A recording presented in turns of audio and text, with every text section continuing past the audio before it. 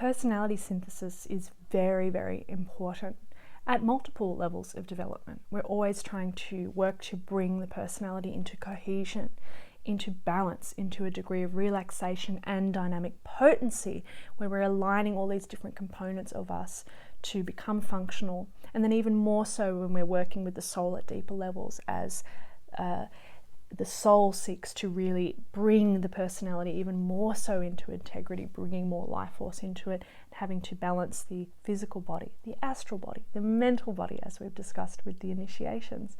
But at whatever point of development, we're always working, whenever we're on some kind of evolutionary path, to synthesize and harmonize the personality. This brings psychology into play massively, hugely. Me personally, I've found that working with depth psychology is very, very important. And with depth psychology, this is the Jungian work, we're working with the dreams. We're relating to aspects of the psyche, not through conceptual models. This is the problem with how the Jungian work, for instance, has been reduced into easily graspable mental concepts, whereas an archetype is really in the same way that you've got your genetic, instinctual bodily movement that the cells make to make a face, and the heart and all of this. Our psychic structures are the same and yet more subtle. On the astral plane, there are certain it's a fabric woven of psychic material. It's very non-concrete, and yet it is very substantial. It's the waters of our psyche, and these things become really important to deal with, because so much of the lack of resolution with these deeper archetypal psychic forces in our personality account for those astral distortions that can, even people who've had very dynamic mystical openings and are working with the soul, they can still fall into the trap of the father projection or the negative anima. And these astral forces are from the level of the discipleship level. They end up playing out in the fabric of what's being manifested by the individual at that time. So the need to work with the dream space and to work with the psychic energy in that way is really, really important. So we're going to talk a bit about that today in relationship to esoteric psychology and working with the chart and the rays.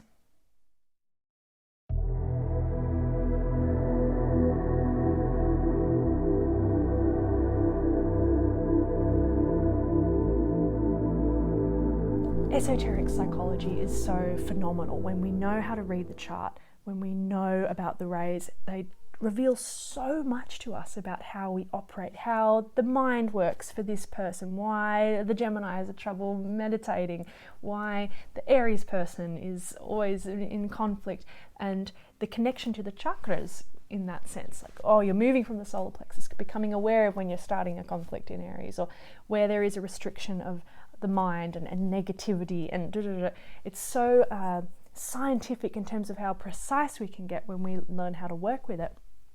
And yet, as I mentioned in the intro, all of this subtle psychic material that's going on in the subconscious psyche is needing to be brought to being as well.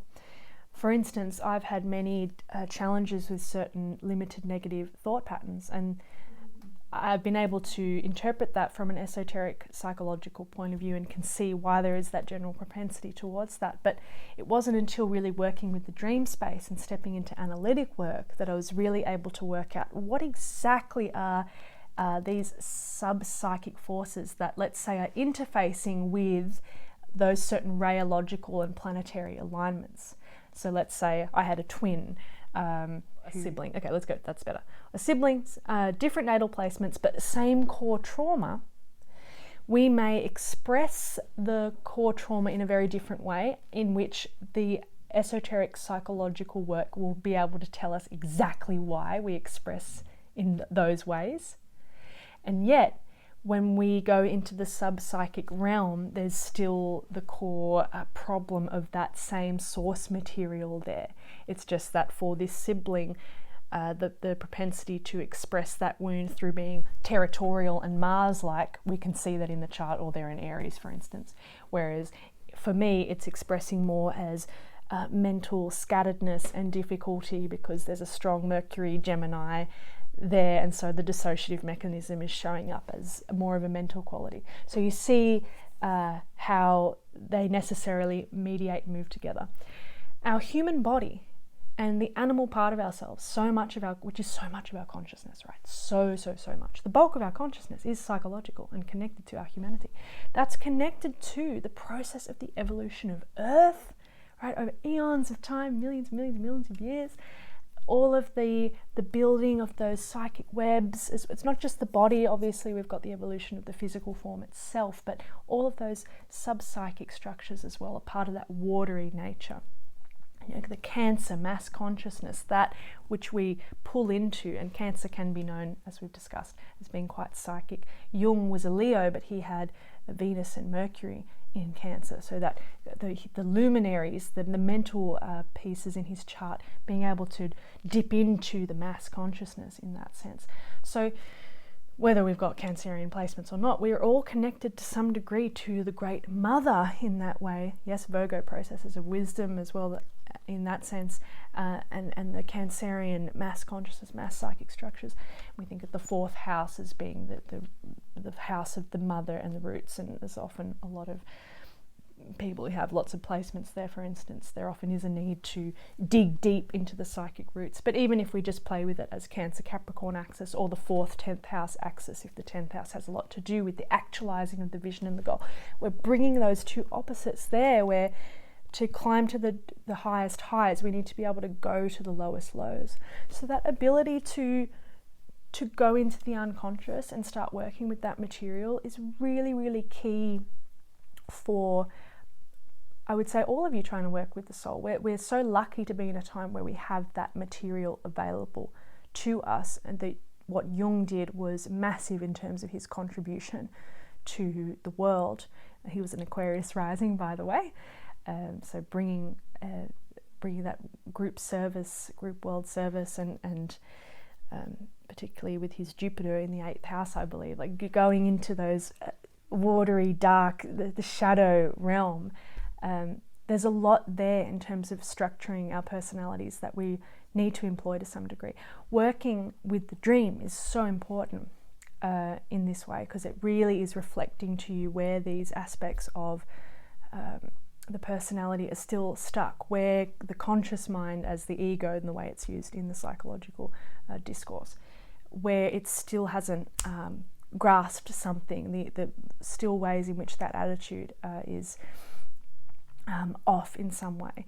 We're in this time where there's, we've got this over-concretized concrete mind, obviously, this mental problem, and there's been that divorcing away from those instinctual forces, and that's a big part of our broader evolutionary development as human beings. But particularly as we bring, let's say, that Uranus comes into play, Libra comes into play, the balancing of the opposites. Libra, by the way, has a lot to do with the balancing of the psychic opposites. We mentioned this in Aries, where the male and female principles, the projection game, working out what is, like a lot of that psychic material. And interestingly, that Uranus, as the esoteric ruler of Libra, it has much to do with the building or bringing something into manifestation. The hint here being that our capacity to be potent manifesting creators with the Uranian energy, 7th ray energy, requires that balancing of the psyche at the level of the personality exoterically.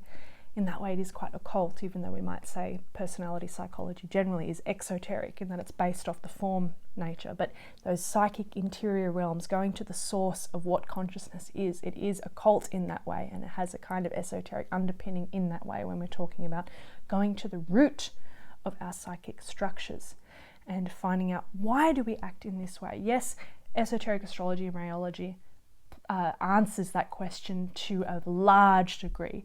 But when it comes to the human aspect, yes, we've got the rays coming, like it's almost top-down approach versus a bottom-up approach, and we have to connect those two. So yes, the rays can describe why someone might be more codependent versus a hermit, isolated person, but the core trauma is the same, and then the way in which they're mediating, or not mediating, but affecting parts of the body. I've found myself, as I've gone through openings of certain centers, at the moment there's a lot of head stuff going on for me, particularly with the crown, as this is trying to open. I've got a lot of headaches up here. There's a lot of dreams that are coming up with the relationship to the masculine. And so the way in which the head and mental, all of this, the way in which those impressions have been experienced by the human psychic experience is something like they're more masculine qualities, even though at the higher level we say that it's not really about masculine or feminine, but we're still connected to the three worlds where gender polarity is a big part of our psychic makeup. And so I'm opening the crown has a lot to do with will and sourcing energy and even greater forms of clarity. I'm having lots of dreams coming up about the relationship to the masculine, past dreams. For a while ago there was a reappearance of the father archetype in my dreams. I had a dream where my father committed suicide, which is a powerful dream archetypally. It's something like the hold of the father complex has been cut. Death and authority figures and all of this. So esoterically we say this is where the authority of the will comes in, and yet from a psychological point of view, as I'm opening through that, all of those imprints from the psychological level to do with authority or the mind and the mental aspect and the will aspect, these are coming up in the dream life, and they're giving me a lot more information about where there's still warped attitudes or what's trying to happen in the psyche, and it just gives me that much more context and support in understanding what needs to be done, or just even more confidence in the process of, oh yes, this is going on, and isn't that intelligent, right? So that's just one example. The same thing can happen with the heart, or when we go into the gut and we're dealing with the sexual energy, and if we've come from a repressive Roman Catholic strict background or something, and all of this. So we interface these esoteric movements, meditations, principles. We're interfacing the energy centers and all of these expansions, but making sure that we're communicating with the unconscious in that psychological sense, and paying attention and becoming, making sure we're able to drop into that more instinctual mind, because the way the dream communicates, it's not rational and logistical. You get shown all kinds of strange images. It's about associations and feeling, and there's a lot of bending that the mind has to do to stretch out. I think Libra, again, the balancing of the opposites of the male and female principles, moving into intuitive perception. And for some of you, that's going to be easier than others. For instance, I have lots of dreams, and that part of my life is very rich. For my husband, much less. But even so for him, when we go through pivotal moments of expansion, or when he hits up against something in himself, he might not remember his dreams many, many nights in a row, but when there's a significant expansion, there's a dream, or there's a psychological theme that comes up, and there's the father complex, or da-da-da-da-da. And it just helps give so much feedback as to what's going on. And so the humility there with the ego's attitude towards the unconscious is really important. And other ways in which we can utilize the great body of work that psychology, even at a larger level, has contributed to society and culture at this time. So I think that's all I wanted to say on that piece for today, but I do find it to be really important just to drive the point home and make sure that we're being responsible for bringing our personalities into harmony, because when we start working with greater forces, particularly like will, and the soul starts really pouring through, any of those unresolved complexes in our psyches, they're gonna, like, the consequences of those are gonna come back to us even harder. And if we're not paying attention, then we can get stuck in all kinds of glamours and distortions. And that's just rife in the realm of occultism, and even people that are connected to my field in terms of being connected to the teachings, and just see all kinds of, that it's like I'm running a workshop on like the occult rays or something, but you can just see that all of the people gathered there, they're really united not through an interest in the occult, but through a warped father complex or an anima problem, where it's like, oh man, it's way more psychological than occult.